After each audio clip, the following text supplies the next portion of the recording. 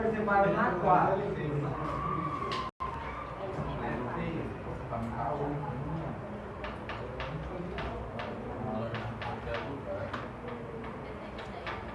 Soprando aí, sentar cada um nos seus lugares, fazer silêncio, olhar para frente, prestar atenção aqui, para que juntos possamos dar continuidade à correção das atividades que eu havia passado e assim que a gente terminar eu possa olhar os cadernos.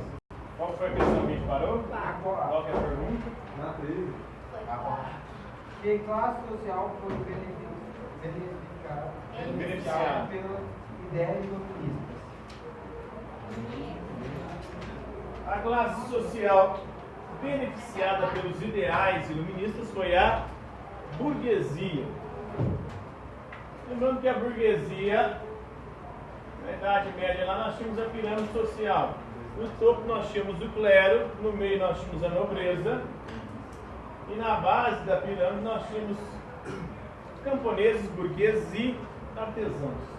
Os camponeses viviam do trabalho no campo, os artesãos viviam do artesanato, nas suas oficinas, e os burgueses viviam do quê? Do comércio. E eles começam a enriquecer por conta do comércio, começam a ganhar poder econômico, mas eles não querem só poder econômico, eles queriam também poder político.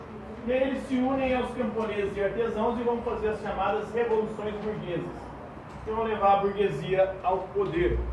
E o auge disso é o iluminismo. Próxima questão. Qualquer pergunta? Deixa eu ver aqui. Que espaço da filosofia com o iluminismo? A filosofia com o iluminismo, ela ganha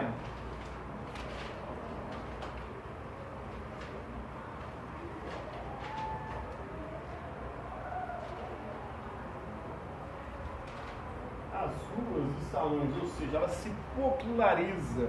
A filosofia que na Antiguidade e na Idade Média estava restrita às universidades e aos mosteiros, à igreja. Agora ela se populariza, ela sai desses ambientes fechados e vai para as ruas, para os salões, onde ela passa a ser discutida. Agora ela não está mais restrita ao ambiente acadêmico e ao ambiente religioso. Ela ganha também um ambiente popular. Próxima questão. O que foi o enciclopedismo?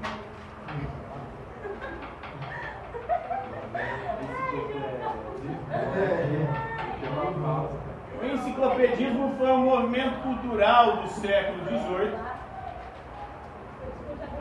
Surgiu na França e que foi responsável por criar a primeira enciclopédia. O que é uma enciclopédia? É uma obra que busca reunir dentro de si todos os conhecimentos já produzidos pela humanidade. Quem foram os fundadores do enciclopedismo? 1, 2. O Denis Diderot e o Jean-Léon d'Alembert.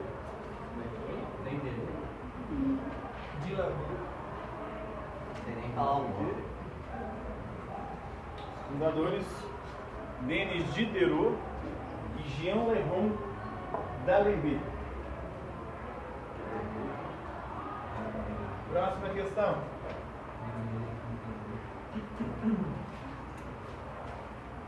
Deixa eu deixar ficar assim aqui. Quem foi Jean-Jacques Rousseau. Um filósofo suíço, mas viveu a maior parte de sua vida na França, do século XVIII, no contexto do iluminismo.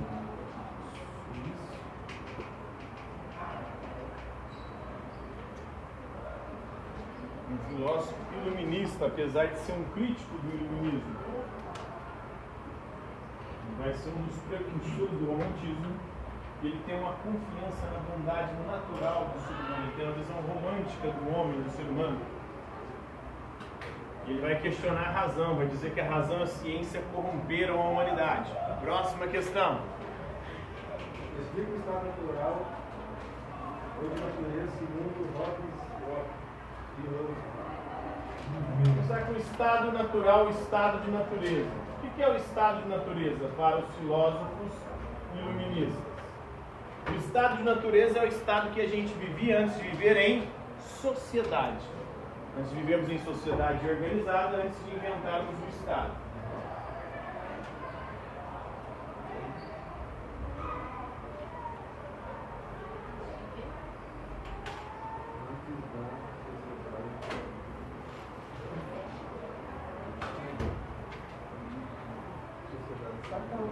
Antes da sociedade civil e do Estado, antes de criarmos uma sociedade organizada.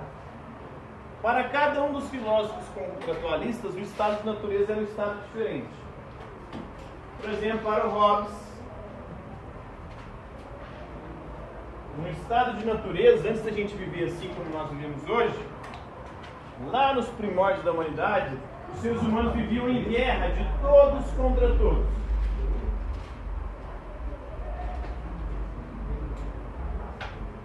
Por que os seres humanos viviam em guerra de todos contra todos?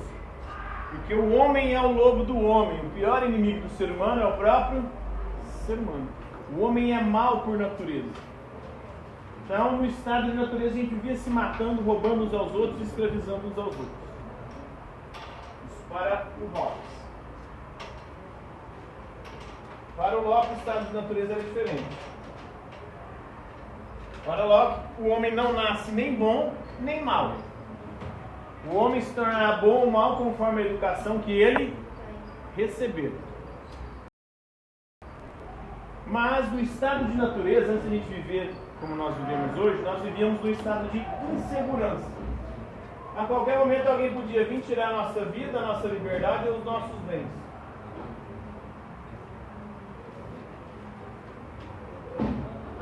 E temos o Rousseau.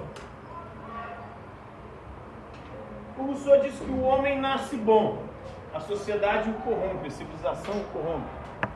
O homem nasce livre, a sociedade o escraviza. No estado de natureza, antes de a gente ver como nós vivemos hoje que para o Rousseau é o inferno. O mal está hoje. Lá nos primórdios, o homem vivia em perfeita harmonia com a natureza e com os outros, consigo mesmo. É um chamado mito do bom selvagem.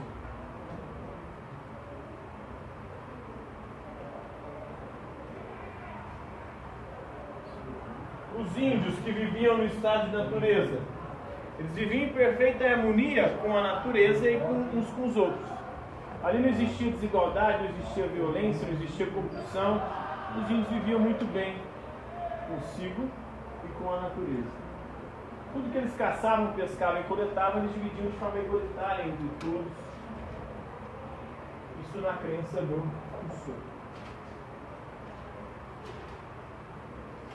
Próxima questão. Qual foi a primeira desigualdade segundo Rousseau? O que tirou a gente desse estado de perfeição natural? O ser humano vivia em harmonia com a natureza, com os outros. O que fez acabar com essa harmonia? O comércio. Para ele não foi o comércio, foi a propriedade privada. O maldito foi o primeiro homem que cercou o primeiro pedaço de terra e disse: isso aqui é meu.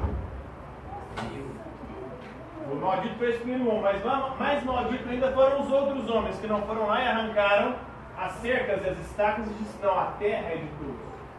Ali começa a desigualdade entre os homens. E com a desigualdade surge a corrupção, surge a violência e todos os problemas sociais. Porque uns passam a ter e outros a não ter. Quem tem quer ter cada vez mais. E faz de tudo, se corrompe para ter cada vez mais.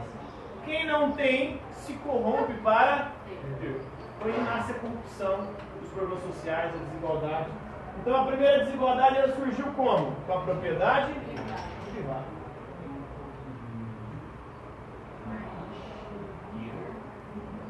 Ela gerou a desigualdade E junto com a desigualdade, a corrupção, a violência e todos os problemas sociais. Explique o contato segundo esse Locke e Rousseau. Então, como é que faz para acabar com a guerra de todos contra todos lá dos primórdios? O que o homem teve que fazer? Teve que fundar o Estado absolutista.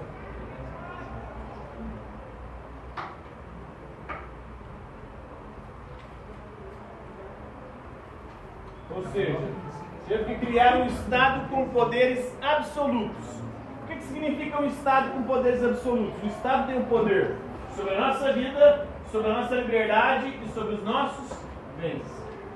Se você representar uma ameaça para a sociedade, para a segurança da sociedade, o Estado pode tirar a sua vida, te matar, o Estado pode te prender, tirar a sua liberdade, e o Estado pode tomar os seus bens, a sua riqueza. Então, por isso que o Hobbes defendia o absolutismo, o poder absoluto nas mãos do Estado, para que o Estado possa garantir o mínimo de paz e segurança. Então, qual que é a função do Estado absolutista? Garantir a paz e a segurança. Impedir que a gente se mate.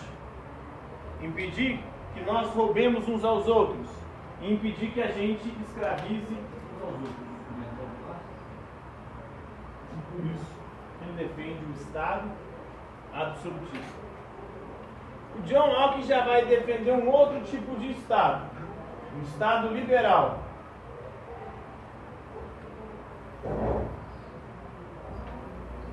Qual que é a função do Estado?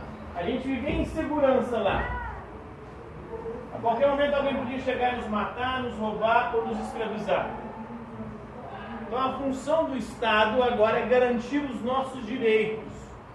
A função do Estado não deve ser nos matar, nos prender ou tirar os nossos bens. Pelo contrário, o Estado tem que preservar, ele tem que garantir a nossa segurança, o Estado tem que garantir que a gente continue livre e o Estado tem que garantir que a gente possa usufruir daquilo que a gente conquista através do suor do nosso trabalho. E aí esse Estado liberal tem que defender as liberdades. Quais são as nossas liberdades que não existiam no Estado absolutista? Liberdade de expressão, poder falar o que quiser e entender. Na época do absolutismo você não podia. No Estado absolutista, se você falasse algo que desagradasse o rei, ele podia te mandar te matar, te prender ou tomar os seus bens. A liberdade religiosa, que não existia também no Estado absolutista, se você falasse algo ou pertencesse a uma religião que não era do rei, ele podia mandar te matar, te prender ou tirar os seus bens. A liberdade política não existia no Estado absolutista. No Estado absolutista, o poder era hereditário, passava de pai para filho, de geração para geração. O Locke vai dizer que o poder não vem de forma hereditária, não existe poder inato. O poder vem do povo, o povo que deve eleger os seus governantes. Isso é liberdade política, você poder eleger os seus representantes. E a liberdade econômica, o Estado não deve intervir na economia. A economia deve funcionar de forma livre, conforme as leis do mercado. Então ele defendia aqui o parlamentarismo e não o absolutismo. Qual que é a diferença do parlamentarismo para o absolutismo?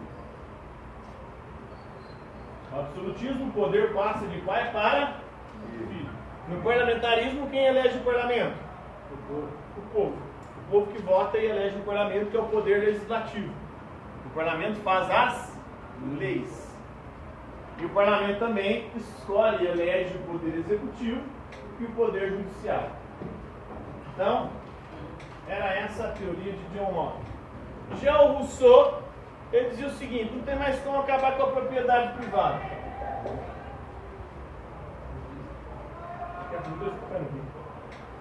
Então, não tem mais como acabar com a propriedade privada. Então é necessário fundar um novo Estado agora, sobre outras bases, que ele vai chamar de vontade geral.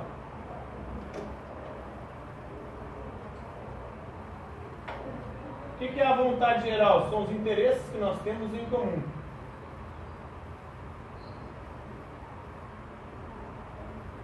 O que ele quer com isso aqui? Uma democracia direta.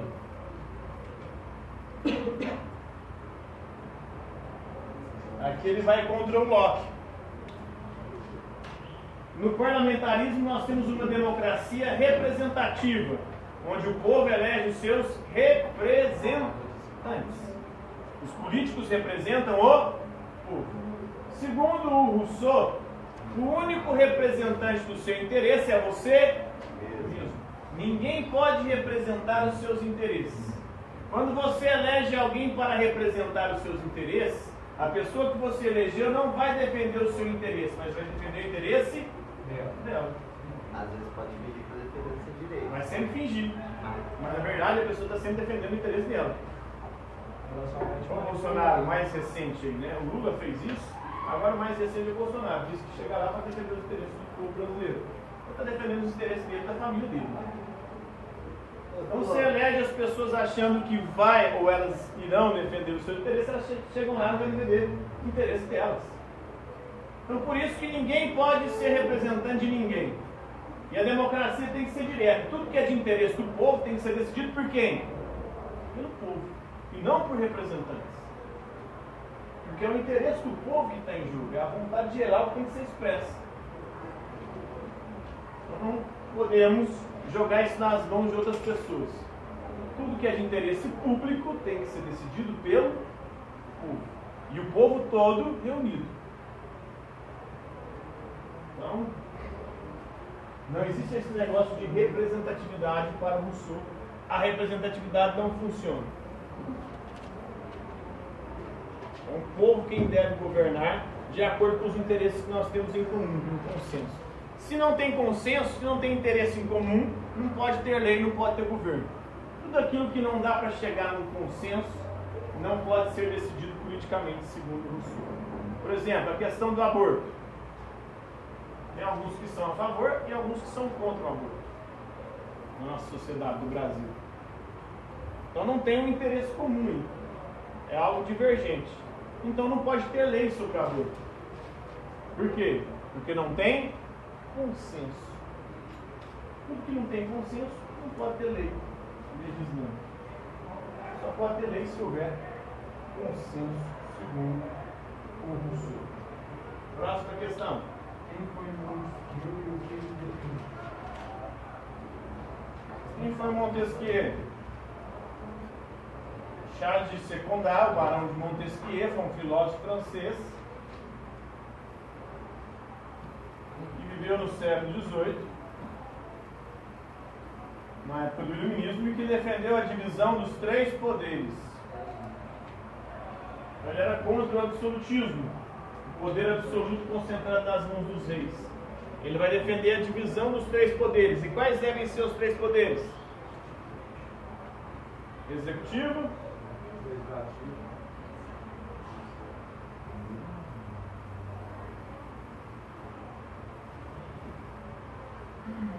legislativo e judiciário.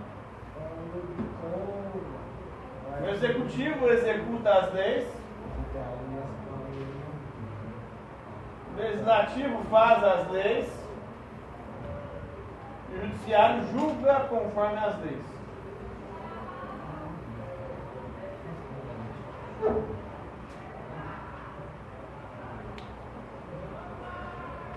Era isso que defendia Montesquieu, a divisão dos poderes. O poder corrompe, o poder absoluto corrompe absolutamente. Quanto mais poder alguém tem em mãos, mais corrupto é ou será esse poder. Por isso tem que dividir os poderes para que um poder possa fiscalizar o outro poder e não deixar com que os poderes se corrompam ou fujam daquilo para o qual eles foram feitos. Cada um deve ter uma função específica. Próxima questão. Quem foi Voltaire e o que ele definiu? François-Marie Arouet, mais conhecido como Voltaire. Nosso francês também. Também viveu no século XVIII, na época do Iluminismo, que defendia a liberdade de expressão.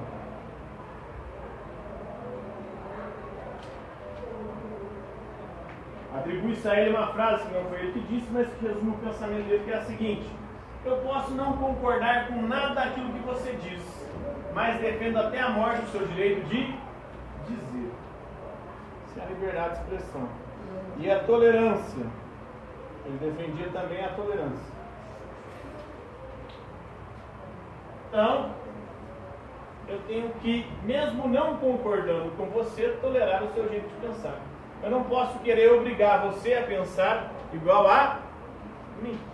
Ninguém pode obrigar ninguém a pensar como si mesmo.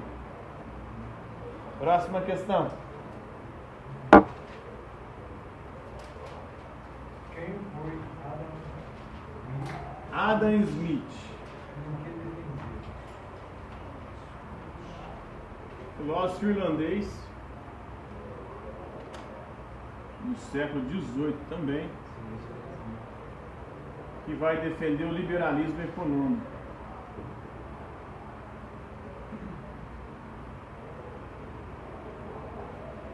Ou seja, na intervenção do Estado na economia. A economia deve ser regida pelo quê? Pelo mercado. E quais são as leis do mercado? A lei da oferta e da demanda ou procura. Então, o que vai estabelecer o preço das coisas? A oferta e a procura. Quanto maior a oferta de um produto, mais barato fica esse produto. Quanto maior a procura por um produto, mais caro fica esse produto. Quanto mais escasso um produto, mais caro ele será.